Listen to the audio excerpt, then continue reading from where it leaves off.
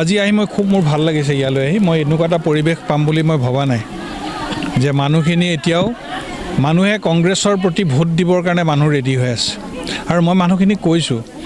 যে কংগ্ৰেছ দলটোৱে দেশখনক স্বাধীন কৰিলে আৰু কংগ্ৰেছ দলে 5 বছৰ মূৰে মূৰে আমাক এটা ইলেকশ্যন দি থৈ গ'ল যাতে কংগ্ৰেছ যদি শাসনত থাকে বেয়া কাম কৰিলে কংগ্ৰেছকো নমাই দিব সেই অধিকাৰটো দিলে আমাৰ কংগ্ৰেছ চৰকাৰে আমাৰ সংবিধানে সেইটো আমাক সুবিধা দিছে আৰু আজি বিটিচিত যিটো অশান্তি হৈছিলে এই বিটিচিত শান্তি আনি দিয়া দলে হৈছে কংগ্ৰেছ দল তৰুণ গগৈ ছাৰ আৰু তৰুণ গগৈ ছাৰ ইচ্ছা কৰা হ'লে কংগ্ৰেছ চৰকাৰে আকৌ বিটিচি আনিব পাৰিলে কিন্তু ছাৰে কি ক'লে যে এই বড়ো ল'ৰাবিলাকে আন্দোলন কৰিছে সিহঁতকে শাসন কৰিবলৈ দিব লাগে আমাৰ কংগ্ৰেছৰ কোনো দৰকাৰ আমি অলপ ছাৰে ঢিলাই দিলে বড়ো ল'ৰাখিনিকে দিলে যে আমাৰ তেওঁলোকে শাসন কৰক তেওঁলোকৰ যিহেতু এৰিয়াত তেওঁলোকে শাসন কৰক গতিকে বিগত সময়ছোৱাত আপোনালোকে দেখিলে আজি প্ৰায় 22 বছৰ কাল আমাৰ অকংগ্ৰেছী মানুহে শাসন কৰিছে কিন্তু ৰাইজে এবাৰ বিচাৰিছে যে বিটিচিত এবাৰ বিশেষকৈ মোৰ যিটোটা সমষ্টি আমাৰ 9 নৈ চেৰফাং আৰু 5 নৈ চেৰফাঙত মই ঘূৰি পেলাই মই গম পাইছোঁ যে মানুহে কংগ্ৰেছক এবাৰ ভোট দিব আৰু বিশেষকৈ আমাৰ বাগানৰ ভাই ভনীসকলক কৈছোঁ যে যি কংগ্ৰেছ দলে আজি আমাক যিখন শ্ৰমিক আইন আনিলে এই শ্ৰমিক আইনৰ কাৰণে আজি চাহ বাগানখিনি খুব সুন্দৰকৈ চলি আছে পাটৰ দাম কমিছে পাটৰ দাম বাঢ়িছে কিবা কিবি এইবিলাক ব্যৱসায়িক কিছুমান তাত আমাৰ সমস্যা আছে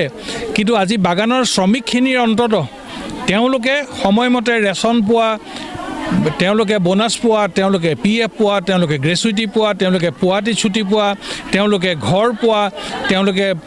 যিটো আমাৰ পেঞ্চন বেনিফিট যিটো ফেমিলি পেঞ্চন তেওঁলোকে পোৱা মেডিকেল বেনিফিট খৰিৰ পইচা ছুটিৰ পইচা গোটেইবিলাক আমাৰ কংগ্ৰেছে আইনখন আমাৰ কৰি থৈ গৈছে আজি আমাৰ সংবিধান প্ৰদত্ত এখন আইন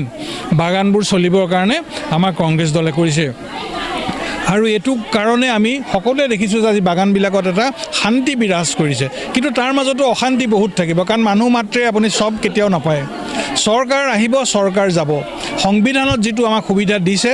মই নিজে আজি ৰাইজক কৈছোঁ যে এইবাৰ আপোনালোকে কংগ্ৰেছক ভোট দিয়ক আৰু পৰিৱৰ্তন আপোনালোকে আনক আকৌ যদি বেয়া পায় কংগ্ৰেছক নমাই দিব 5 বছৰ পাছত আৰু গৌৰৱ গগৈ আমাৰ এগৰাকী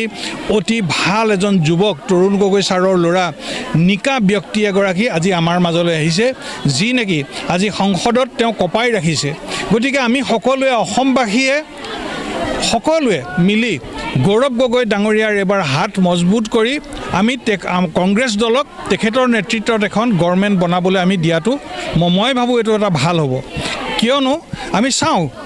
একজন নৱপ্ৰজন্মৰ তেখেত আজি আহিছে ওলাই আহিছে গতিকে কেনেকুৱা ধৰণৰ শাসন তেওঁ দিয়ে গতিকে মই আশা ৰাখিছোঁ এবাৰ ৰাইজক মই আহ্বান জনাইছোঁ যে গৌৰৱ গগৈ হাত শক্তিশালী কৰিবৰ কাৰণে আপোনালোকে এইবাৰ কংগ্ৰেছত ভোট দিয়ক আৰু বিটিচিটো আপোনালোকে কংগ্ৰেছ দলক জয়যুক্ত কৰক এইটোৱে মই ৰাইজৰ প্ৰতি মই আহ্বান জনাইছোঁ